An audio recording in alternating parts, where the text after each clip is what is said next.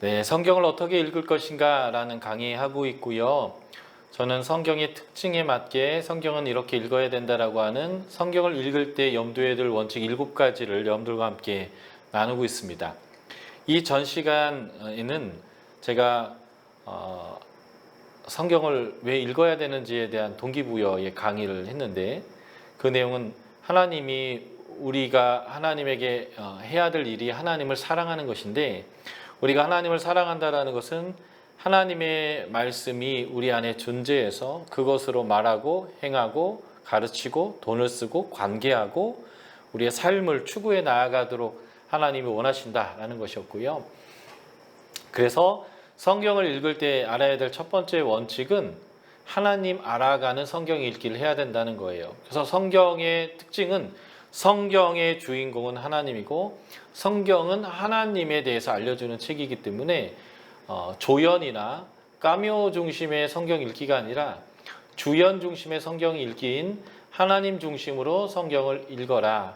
하나님을 알고 부르심의 소망을 알고 하나님이 우리에게 주신 기업의 영광의 풍성을 알고 그리고 그것을 주실 수 있는 하나님의 능력이 얼마나 큰지를 아는 것이 바로 싸가지 있는 신앙인이다 라고 말씀드렸고요.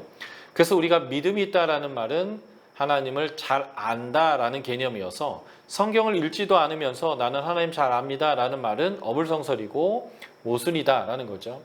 하나님에 대해서 알 수 있는 성경책을 읽음을 통해서 믿음이 자라게 되는 거고요. 믿음은 하나님, 예수님, 성령님을 안다. 그래서 하나님을 안다라는 것은 머리로만 지식으로만 아는 게 아니라 내 가치와 내 삶으로 수용해서 그 말씀에 자연스럽게 가치대로 순종하는 삶이 바로 믿음이다라는 내용 지난 시간 저희가 함께 나눴고요. 성경을 읽을 때 염두해야 될 두 번째 원칙은 이것입니다. 모든 성경은 하나님의 계시로 되어졌어요. 성령님의 계시로 되어 있기 때문에 성경인 하나님의 계시인 성경은 원저자인 성령님의 조명하심으로 읽어야 한다라고 하는 것입니다. 에베소서 1장 17절 19절 싸가지 있는 신앙인이 되기 위해서는 하나님을 알고 부르심의 소망을 알아야 하는데 17절 18절에서 어떻게 하나님을 알고 부르심의 소망을 아는지에 대한 것을 설명하고 있습니다. 어떻게 우리가 하나님을 알 수 있는가? 지혜와 계시의 영을 주사. 지혜와 계시의 영을 주는 주체가 누구예요? 하나님이 우리에게 성령님을 주셔서 우리가 하나님을 알 수 있다는 거고요. 또 부르심의 소망을 어떻게 알 수 있습니까? 마음의 눈을 밝히사 우리가 부르심의 소망을 알게 된다는 거예요. 다시 말해서 하나님의 도우심, 성령님의 도우심으로 우리는 성경을 온전히 이해하고 깨달을 수 있다는 것입니다. 자, 성경 공부의 목적, 성경 읽기의 목적, 설교를 듣는 목적이 뭘까요? 저는 첫 번째, 두 번째로 말하는데 하나님을 아는 것과 그리고 하나님께 순종해서 이 아는 대로 살아가기 위해서 성경을 읽는 것인데 이것을 한 단어로 저는 이렇게 표현합니다. 변화되기 위해서입니다. 변화. 우리는 성경을 읽고 성경에서 하나님이 어떤 분인지 지식으로 아는 것도 변화이지만 더 중요한 변화는 내 언어가 바뀌는 거예요. 내 관계가 바뀌는 것입니다. 내가 돈을 어디에 쓸 것인가 바뀌는 거고요. 내 시간과 열정을 어떻게 사용할 것인가라고 하는 그런 모든 기준들이 다 변화되어지는 것이 성경 읽기의 아주 중요한 목적입니다. 그래서 성령님의 도우심이 필요합니다. 성경을 읽을 때에 성령님의 도우심 없이 내 지혜와 명철함으로 성경을 읽으면 어떤 일이 벌어질까요? 지식은 습득할 수 있습니다. 그런데 이 지식을 어떻게 사용할까요? 남을 해하는 데 사용합니다. 교회에서 문제를 일으키고 목사님과 싸우고 교회를 깨트리고 하는 사람들이 성경을 모르는 사람들이 아니라 성경을 잘 아는 사람이고 그 성경의 지식을 가지고 목사님이든 장로님이든 교회를 공격합니다. 진정한 지식은 고린도전서에 나오지만 지식은 교만케 하고 사랑은 덕을 세운다라고 했거든요. 진정한 지식은 사랑을 기반하는 것이고 그리고 덕을 세우는 것입니다. 그래서 이러한 사람을 해하고 사람을 말씀으로 정죄하는 방식으로 말씀을 사용한 사람들의 특징이 뭐냐면 성령님의 도우심을 따라서 성경 읽지 않는 사람들이에요. 지식을 취득하는 거죠. 그래서 그 지식이 교만케 되고 그 교만함이 다른 사람을 판단하고 정죄하게 되고 하나님의 말씀을 나에게 비추는 게 아니라 남에게 비추게 되고 우리 목사님 설교를 못해. 아니 우리 장로님은 성품이 이래. 이런 식으로 자신의 성경의 지식을 가지고 다른 사람을 깎아내리고 정죄하는 것에 사용한단 말이죠. 그래서 하나님을 아는 것도 성경을 통해서 하나님을 알아가는 것도 성령님의 도우심을 통한 알미 되어야 합니다. 두 번째, 우리가 순종하려고 하는데 우리가 아무리 인내력이 있고 절제력이 있고 결정하면 꼭 그렇게 하는 사람이라고 할지라도 하나님 말씀에 온전하게 순종할 수 없는 것이 우리라는 것을 인정해야 합니다. 그런데 할 수 없는 걸 왜 하나님이 우리에게 요구하시는가? 그래서 하나님은 우리에게 보혜사 성령님을 보내주셔서 우리가 하나님의 말씀 앞에 온전히 순종할 수 있는 존재로 우리에게 힘을 주십니다. 그러므로 온전한 순종 또한 성령님의 도우심을 통하여 가능합니다. 그래서 우리는 이 두 번째 원칙을 지키며 성경을 읽어야 되는데 이러기 위해서는 하나님에게 이 두 가지를 기도해야 됩니다. 첫 번째, 성령님, 이 성경의 내용을 이해할 때도 성령께서 도와주십시오. 제가 똑똑하고 지혜롭고 영어도 읽을 줄 알아서 영어 성경도 보고 심지어 히브리어 헬라어를 읽는다 할지라도 이 성경을 온전히 깨닫고 덕을 세우고 사랑으로 이 성경의 말씀들을 사용할 수 있는 그러한 온전한 성경 읽기가 되도록 성령님 도와주십시오. 그래서 성경의 내용을 아는 것도 성령님을 통해서 하게 해달라고. 두 번째 기도는 이거예요. 하나님, 내가 이 성경의 말씀을 순종하고 싶지만 내가 온전히 순종할 수 있는 능력이 저에게 없습니다. 그러므로 성령께서 나의 능력이 되어주셔서 아는 것뿐만 아니라 온전히 순종하는 이러한 변화가 성령님을 통해서 이루어지게 해 주십시오. 라고 이 두 가지를 기도하면서 성경을 읽어내리는 방식이 바로 하나님의 계시인 성경은 성령님의 조명하심으로 읽어라 라고 하는 이 두 번째 원칙입니다. 첫 번째 원칙과 이 두 번째 원칙만 정확하게 지키면서 성경을 읽어도 우리는 성경 읽기에 굉장히 많은 변화가 일어나게 되어집니다. 꼭 기억하십시오. 성령의 도우심으로 읽도록, 성령의 도우심으로 말씀 앞에 온전히 순종하도록 우리는 성경을 읽어야 합니다. 하나님, 그래서 지혜와 계시의 영을 주십시오.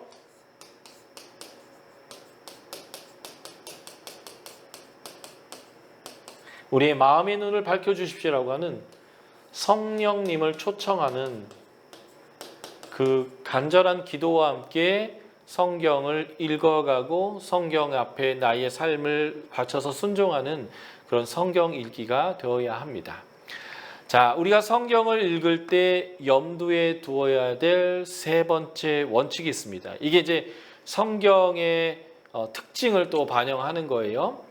첫 번째, 성경의 주인공은 하나님이었다라는 특징 반영한 거고요. 두 번째는 성경의 저자가 성령님이기 때문에 저자의 도움을 얻어야 한다는 것이고요. 세 번째, 성경의 특징은 성경은 역사 속에 존재하는 사람의 언어를 준 하나님의 말씀이다라고 하는 것입니다. 제가 기도 좀 하는 사람이거든요. 그래서 저는 영서를 씁니다. 제가 여러분들에게 영서를 쓸 테니까 이 말이 무슨 말인지 한번 여러분들이 말해 보시죠. 예, 무슨 말일까요? 예, 하나님은 사랑이시다 이런 말입니다. 성경이 이런 식으로 주어졌다라고 한다면 소수의 특별한 영적인 사람들만이, 하나님이 비밀한 지식을 준 사람만이 성경을 읽을 수 있겠죠. 더 놀라운 것은 뭔지 아세요? 그렇게 하나님의 특별한 계시를 받은 사람들이 이 성경을 읽을 때 저마다 다른 말을 할 것이라는 거죠. 그래서 하나님은 이런 식의 하나님의 언어로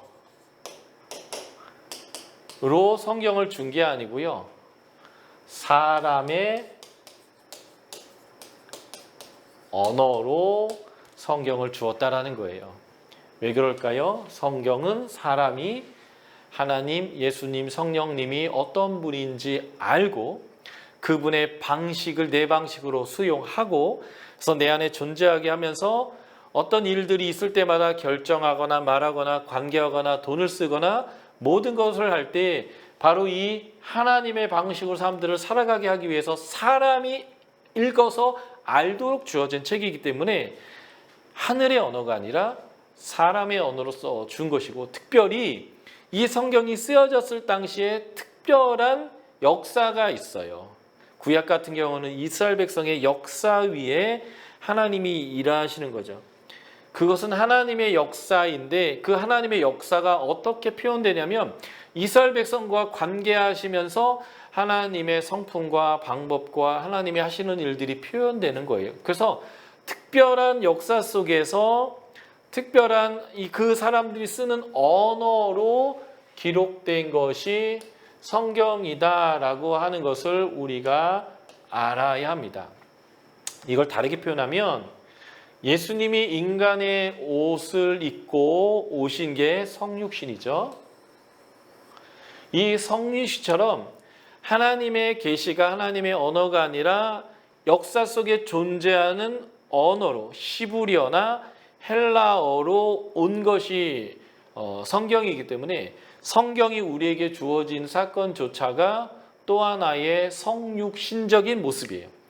역사 속에서 성육신은 단 한 번밖에 일어나지 않았습니다. 그러나 예수님의 성육신과 같이 하나님의 것이 우리 인간의 언어로 들어와서 우리에게 하나님을 나타내는 놀라운 사건이 있는데 그게 바로 성경의 성육신적 모습이라는 거예요. 그래서 성경은 성육신적 사건이라는 것입니다. 자, 보실까요? 요한복음 1장 1절 태초에 말씀이 계시니라. 이 말씀이 육신이 되어 우리 가운데 거하셨다. 이게 바로 예수님의 성육신이고요. 예수님이 이 성육신하신 목적이 히브리서 2장 14에서 16절, 요한일서 3장 8절에 나오는데 이 히브리서 2장 14에서 16절을 우리가 한번 찾아서 읽어보도록 하겠습니다. 자, 히브리서 2장 14에서 16절. 자, 제가 또박또박 읽어드릴게요. 찾으신 분도 저와 함께 읽어서 여러분들의 귀에 들리게 하고 마음에 새겨지도록 한번 읽어보도록 하겠습니다. 히브리서 2장 14절입니다. 자녀들은 혈과 육에 속하였음에 그도 또한 같은 모양으로 혈과 육을 함께 지니심은 죽음을 통하여 죽음의 세력을 잡은 자 곧 마귀를 멸하시며 또 죽기를 무서함으로 한평생 매여 종 노릇하는 모든 자들을 놓아주려 하심이니. 자녀들은 우리를 얘기하는 거죠. 혈과 육에 속했는데 그도 또한 할 때 이 그가 예수님이에요. 예수님 또한 같은 혈과 육을 지니신 목적, 첫 번째 마귀를 없이 하시는 것이고요. 두 번째 죽음에 매여서 그들에게 종 노릇하는 자들을 자유하게 하는 것입니다. 한마디로 사탄을 권세를 깨트리고 우리를 사탄으로부터 죄와 상함으로부터 자유케 된 하나님의 자녀 되게 하기 위해서 하나님 예수님이 성육신 하셨다는 것인데요. 이 성경이 그렇다는 거예요. 하나님의 신적 계시 말씀과 같은 거죠. 이것이 인간의 언어로 표시된 거예요. 인간의 육신으로 오신 것처럼 이게 성경인데 성경의 목적, 성경은 에베소서 6장 16절을 보면 말씀의 검입니다. 공경, 무기겠죠. 그래서 예수님도 40일 금식하시고 사단의 시험을 받으실 때 사단을 어떻게 이기셨습니까? 영적 파워 뭐 이런 거 쓰신 게 아니죠. 어떻게 이기셨어요? 말씀으로 이기셨습니다. 그래서 예수님이 이렇게 말씀하셨죠. 요한복음 8장 31절 31절. 진리를 알지니 이 진리가 너희를 어떻게 한다고요? 자유케 할 것이다. 그러므로 예수님이 성육신 하신 사건처럼 우리가 사단을 이기고 그리고 사단의 그 권세로부터 자유케 되어서 다른 사람들을 자유케 해 나아가는 이 일들을 감당할 때 우리에게 이 말씀이 사용되어지는데 예수님 성육신과 이 말씀이 역할이 동일하다라는 것입니다. 그래서 성경에는 이런 개념이 발생합니다. 성경 안에 신적인 요소, 하나님의 계시죠. 하나님의 성품과 하나님의 뜻. 이 하나님 뜻을 한마디로 가면 구속사를 쓰시는 거예요. 인류를 구원하시는 하나님의 구속사인데 이런 하나님의 성품과 이 구속사가 인간적 요소, 역사 속에 존재하는 사람의 언어죠. 히브리어, 헬라어. 이 언어 속으로 들어오면서 인간적 요소가 있는 거예요. 다시 말해서 성경은 그릇입니다. 이 그릇이 하나님의 계시가 담기는데 우리가 영서로 써주시면 하나님의 언어로 쓰시면 우리가 이해할 수 없으니까 인간이 이해할 수 있는 언어로 준 거예요. 그래서 인간의 언어로 줬기 때문에 성경에는 장르가 있습니다. 시가 있고 산문이 있고 산문에는 이야기도 있고 내러티브죠. 서신서 같은 편지도 있고요. 예. 그리고 그 안에는 인간의 문화와 도덕적인 개념도 표현되어집니다. 저희 SBS에서는 이 용어를 신인 동형 동성설적 표현이라고 하는데 하나님을 설명하려니까 하나님은 영이시고 육체가 없지만 하나님의 오른팔, 하나님의 콧김 이런 표현도 쓰는 거고요. 그리고 인간들이 갖고 있는 도덕적인 개념 안에 하나님의 뜻을 비추어서 설명하는 거예요. 안 그러면 우리가 이해할 수 없기 때문에 그렇습니다. 예를 들면 이런 거예요.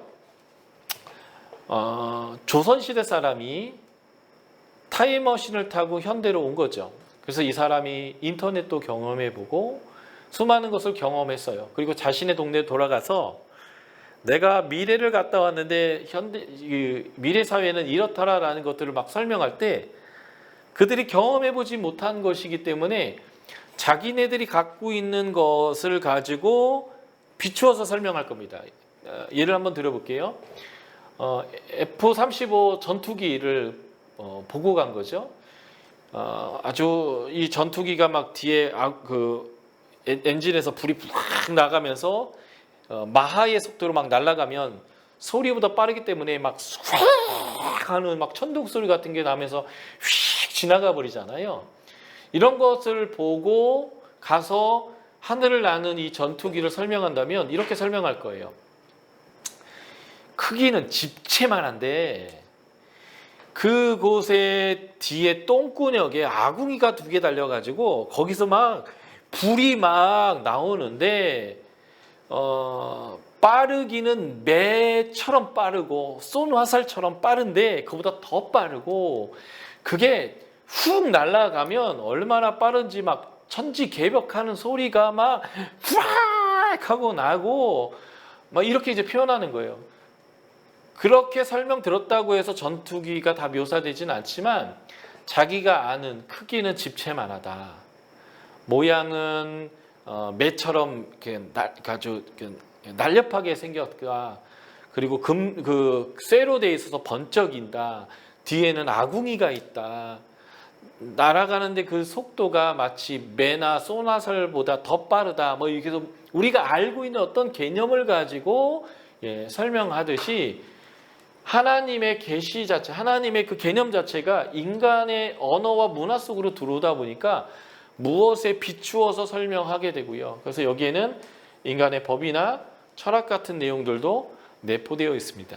자, 시가 많아요.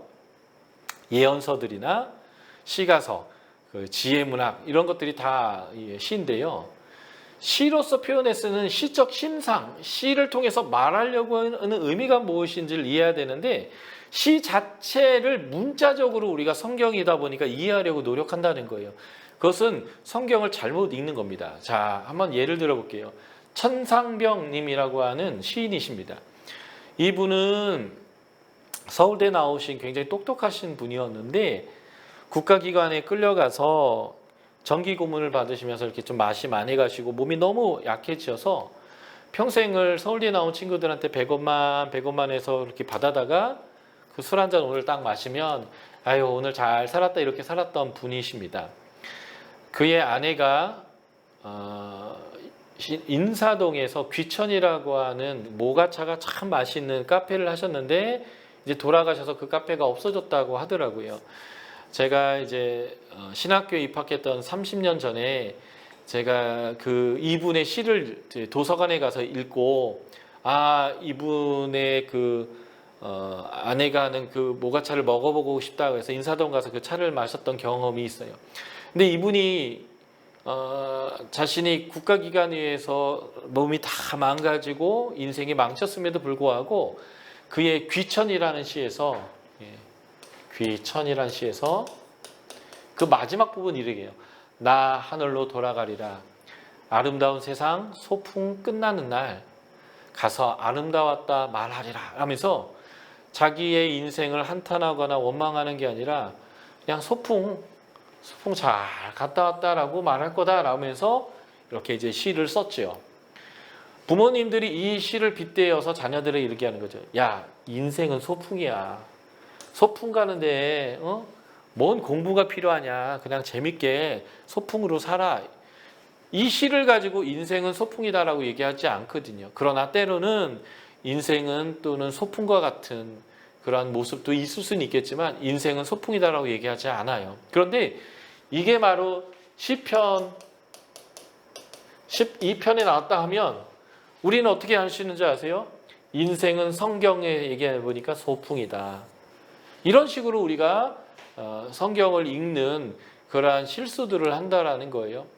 그게 아니라 이 성경에서 시가 많고 이야기가 많은 이유는 기억을 잘하게 하기 위해 했던 것입니다. 왜 기억을 잘할까요? 고대에는 글을 읽을 수 있는 사람이 극소수였습니다. 우리나라는 아주 특이한 왕이 있으셨어요. 세종대왕님이시죠. 보통 왕과 귀족들은 백성들이 무식하기를 원합니다. 왜요? 무식해야 말을 잘 들어요. 시키는 대로 하거든요. 그래서 절대로 지배계급은 피지배계급에게 글을 가르치려고 하지 않았습니다. 그냥 너희들은 시키는 것만 해 라고 했는데 우리나라 왕은 모든 백성들이 글을 읽고 글을 쓰고 그래서 글을 통하여서 자신들의 의사표명을 하고 문제가 있고 어려움이 있으면 왕에게 호소할 수 있도록 글을 만들어 주셨죠. 자, 우리 신약 성경은요 AD 1세기에 기록됐고요. 구약 성경은 BC 1400에서 BC 400년에 기록됐습니다. 이게 얼마나 고대이냐면요. 우리나라 신라의 왕은 BC 1세기에 아래에서 태어나셨습니다. 박혁거세 아시죠? 신라의 왕은 아래에서 태어났어요.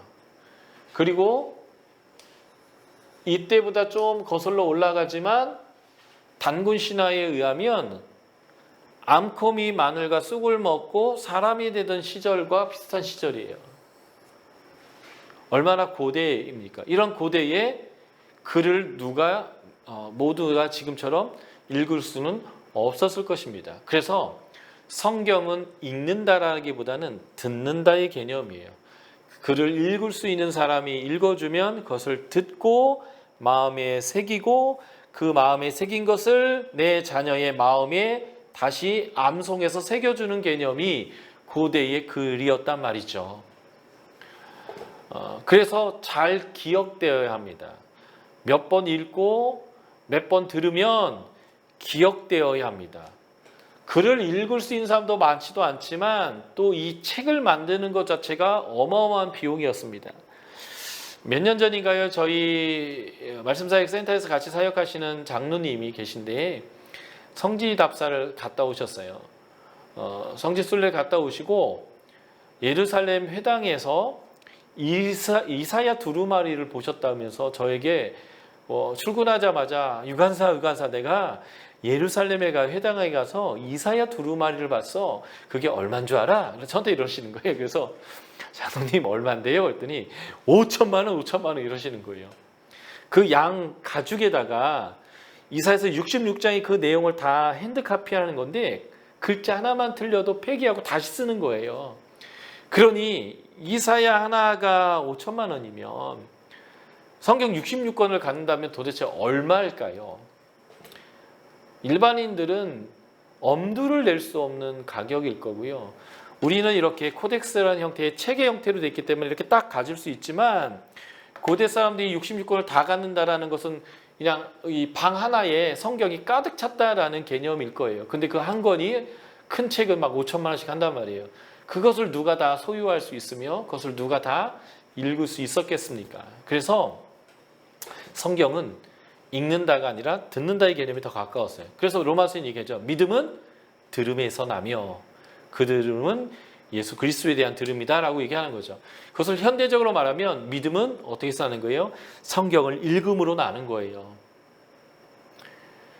그래서 고대인들은 성경을 듣고 마음에 새겨서 암송해서 그것을 전달하는 개념이 있기 때문에 시로서 전달하거나 이야기로 전달하는 것입니다.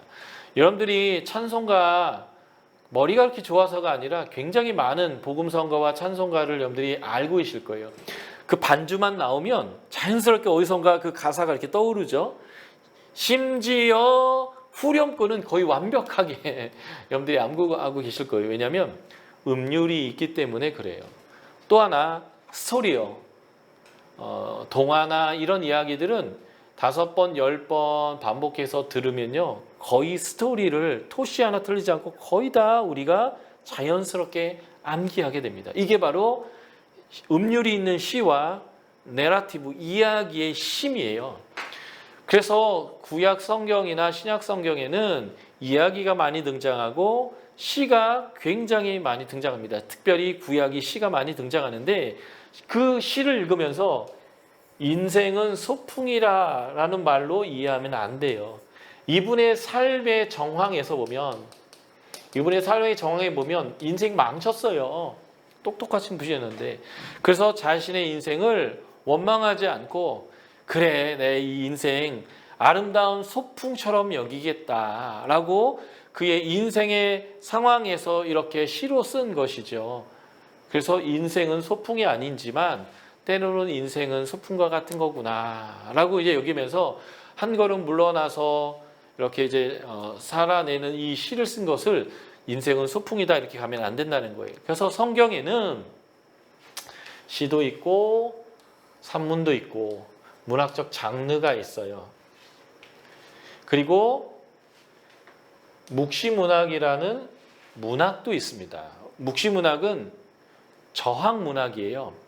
누군가 나를 박해하고 괴롭힐 때에 하나님 이 손바닥 이렇게 뒤집듯이 나를 지배하고 있는 애들이 내 발 아래 깔리도록 지금 현실에서 완전히 뒤집어 주세요 라고 하는 이런 저항문학인데 나를 박해하는 사람이 이 글을 읽으면 아하 이것들이 덜 맞아서 이렇게 이렇다 이런 소리를 하는구나 라고 해서 박해를 할 것이기 때문에 이중성을 둬요.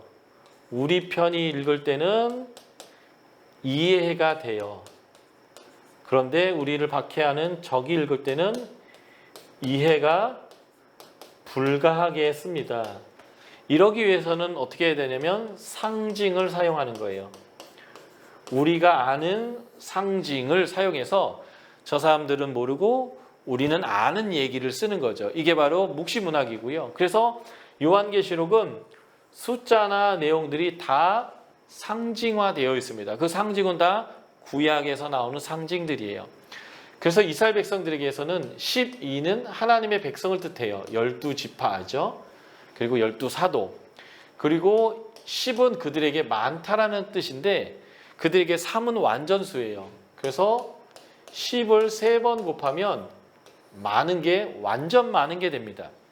하나님의 백성이 많아도 완전 많다라는 의미가 14만 4천의 의미예요. 요한계시록 7장 9절 모든 나라와 방언과 족속 가운데서 능히 아무라도 셀 수 없는 수많은 무리가 종려나무 가지를 들고 어린 양과 보좌 앞에서 노래하는데 그 사람들이 바로 14만 4천이거든요. 그래서 때로는 이렇게 인간의 언어로 기록되다 보니까 묵시문학이라는 장르를 사용하기도 하고 인간의 문화 안에서 하나님의 백성이 세상 사람과는 다름을 보여주기 위해서 그것을 거룩이라고 얘기해요. 다름을 보여주기 위해서 그들이 사용하고 있는 언어와 문화와 그들의 관념 안에서 다르도록 표시했어요. 그게 뭐냐면 레위기 11장 같은 무엇은 먹을 수 있고 무엇은 먹을 수 없다라고 하는 그런 거죠. 음식법은 11장 젓가락장 레위기 젓가락장이 나오는 건데 여기서 보면 돼지고기나 갈치, 고등어, 꽁치, 같은 거 또는 오징어, 꼴뚜기, 문어, 낙지 이런 것들은 다 부정한 음식이잖아요. 예. 이런 것들을 먹지 말라고 했던 것들은 지극히 그 시대 사람들의 문화 안에서 하나님의 백성과 하나님 백성 아닌 사람들이 다르다라는 것들을 그들의 상황에서 보여준 인간적 요소라는 것입니다. 그리고 그 당시는 우리의 과학이 없었기 때문에 우리와는 다른 과학적인 수준이었어요. 그래서 성경은 이 성경을 읽어야 되는 사람들의 수준에 딱 맞춰서 기록한 거예요. 아까 제가 영서를 쓰지 않았고 인간의 언어를 썼는데 그 언어가 역사 속에 존재하는 사람의 언어이기 때문에 그 사람들이 이해할 만한 수준으로 기록했습니다. 제가 아주 재미있는 얘기를 하나 해드릴게요. 옛날 중세시대 때에 과학자들이 지구가 둥글다는 것을 발견해냈어요. 일식이나 월식을 통해서 말이죠. 옛날에는 지구가 이렇게 평평했고 바다를 따라 쭉 가다 보면 이렇게 절벽에 떨어진다고 생각했는데 지구가 동글다고 생각했고요. 또 하나의 고대는 지구가 이렇게 가운데 있고 태양이나 달이나 별들이 지구 주위를 돈다라고 생각했습니다. 이것이 천동설이죠. 하늘이 돈다라고 생각했는데 과학자들이 그게 아니라 여기 태양이 있다면 이 지구가 태양을 돌더라라고 하는 지동설, 지구가 움직인다라는 얘기를 했어요. 그랬더니 종교 재판이 열려서 네가 왜 그따위 소리를 하느냐, 너 잘못됐다. 지구가 움직이는 게 아니라 하늘이 움직인다. 그게 성경이 말하고 있다는 거예요. 여호수아 10장에 보면 여호수아가 가나안 땅 중부 지역의 연합 왕들과 전쟁을 하는데 하나님이 이기게 하셨어요. 그런데 전쟁을 완전히 이겨서 끝내야 되는데 해가 지는 거죠. 그래서 하나님께 기도했을 때 태양과 달이 멈추게 하셨어요. 그래서 여호수아가 태양아 너는 기드온 계곡에 머물러라, 달아 너도 머물러라 라고 이제 얘기했다는 거예요. 그래서 성경이 태양아 서라 했지 지구야 서라 했냐, 너 죽을래. 그래서 갈릴레오라는 사람이 잘못했습니다. 죽기 싫으니까요. 이렇게 얘기하고 나오면서 혼잣말 했다고 하죠. 그래도 지구는 돈다라고 말이에요. 성경은 과학 서적이 아니에요. 그 당시에 인간들이 이해하고 있었던 방식으로 비추어서 하나님이 어떤 분인지, 하나님이 무슨 일을 하고 있는지를 드러내는 방식이에요. 성육신적 사건이라는 거죠. 예수님이 이 땅에 오셔서 인간으로서 우리를 구원했더니 어떤 일이 생겼냐면요. 야, 예수님이 인간이냐 아니면 신이냐라는 걸 가지고 기독교가 300년을 싸웠어요. 그리고 이 최종적 결론은 이 하나님은, 예수님은 완전한 신이시며 완전한 인간이다라는 이제 결론을 내렸는데, 이만큼 예수님이 성육신이기 때문에 우리가 잘 이해를 못하는 거와 마찬가지로 이 성경 안에는 21세기의 과학이 담겨 있지 않아요. 그러니까 과학의 눈으로 성경을 해석하는 게 아니고요. 이 성경을 읽어야 되는 첫 번째 독자들의 글쓰기, 그리고 그 첫 번째 독자들의 문화, 그리고 이 첫 번째 독자들의 과학적 수준을 담은 역사 속에 존재하는 사람의 언어로 기록된 것이 성경이다라고 하는 것을 아는 것이 굉장히 중요합니다. 그래서 성경에는 신적인 하나님의 계시가 인간이 이해할 수 있는 방식으로 왔다라고 하는 것을 이해하는 것이 굉장히 중요하다라는 것을 이제 알게 되고요. 그래서 성경을 읽을 때 염두에 둘 네 번째 원칙이 그래서 발생합니다. 그 네 번째 원칙이 뭐냐면요. 역사 속에 존재하는 사람의 언어이기 때문에 이 역사, 이 사람의 언어로 되어져 있는 이 성경을 읽어야 되는 성경의 첫 번째 독자가 있어요. 첫 독자죠. 예를 들면 바울이 고린도 전서를 썼을 때는 고린도의 1세기에 살고 있던 고린도에 있는 기독교인들이 이 성경의 첫 번째 독자가 되는 거예요. 모세오경 같은 경우에는 모세가 이 성경을 기록했을 때에 이 성경을 읽어야 될 첫 번째 독자는 출애굽해서 광야에 있으며 그들이 가나안을 정복해야 되는 이스라엘 백성들이 이 모세오경의 첫 번째 독자가 되는데 이것을 원독자라고 불러요. 오리지널 리더스. 이 첫 번째 독자에게 최적화되어져서 기록된 것이 성경이다라고 하는 것을 우리가 알아야 됩니다. 그래서 이제 우리는 이것을 중요하게 생각해야 되는데요. 성경은 모든 사람을 위한 책이지만 나에게 기록된 것은 아니다. 21세기 한국 땅에 있는 내가 살고 있는 언어와 문화와 나의 글쓰기 방식이 아니라 이 성경의 첫 번째 독자가 가장 잘 이해할 수 있었던 히브리어나 헬라어였고 그들의 문화와 언어와 종교와 그들의 글쓰기의 방식으로 성경이 기록됐다라고 하는 것을 인정하는 게 굉장히 중요합니다. 이것 때문에 우리가 성경을 읽었는데 이해가 되지 않는 구석들이 많이 나온 것입니다.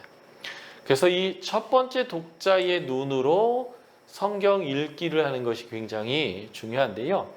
이 첫 번째 독자의 눈으로 성경 읽는 것이 무엇인지는 제가 다음 주 수요일 여러분들과 함께 그 예들을 가지고 좀 살펴보려고 해요. 지금 끝날 시간이 얼마 남지 않았기 때문에 제가 지금 이 얘기를 더 시작할 수는 없을 것 같고요. 다음 주는 성경을 읽을 때 염두에 둬야 되는 7개의 원칙 중에 4번째 원칙부터 6번째 원칙까지 저희가 한번 살펴보도록 하겠고요. 그래서 성경은 그 성경을 읽어야 되는 첫 번째가 독자가 있다. 그 독자의 눈으로 읽어야 된다. 여기로부터 다음 주 저희 강의를 시작해 보도록 하겠습니다. 제가 기도하고 강의를 일단 마칠까요? 네, 제가 기도하겠습니다. 하나님 감사합니다.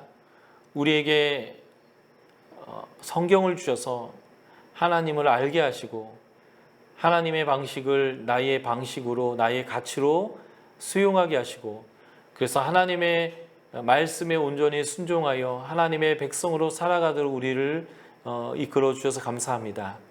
성경을 알고 하나님을 알아서 하나님의 백성으로 살아가는 그러한 귀한 저희들이 되기를 원하는데 성경이 어떤 책이고 어떻게 읽어야 하며 그리고 성경에 우리에게 주시는 메시지가 무엇인지를 저희들이 바로 알고 깨닫는 성경 읽기를 할 수 있도록 하나님 우리에게 은혜를 베풀어 주십시오. 날마다 성령의 도우심을 따라 성경을 읽게 하시고 성령의 능력으로 온전히 순종하게 하시고 그래서 하나님을 닮아가는 하나님의 백성으로 저희들이 바로 설 수 있도록 성경을 통하여 성령님의 역사로 우리가 그 은혜를 누릴 수 있도록 주님 함께하여 주십시오. 주님이 우리의 주님이셔서 감사합니다. 우리 주 예수 그리스도의 이름으로 기도드렸습니다. 아멘.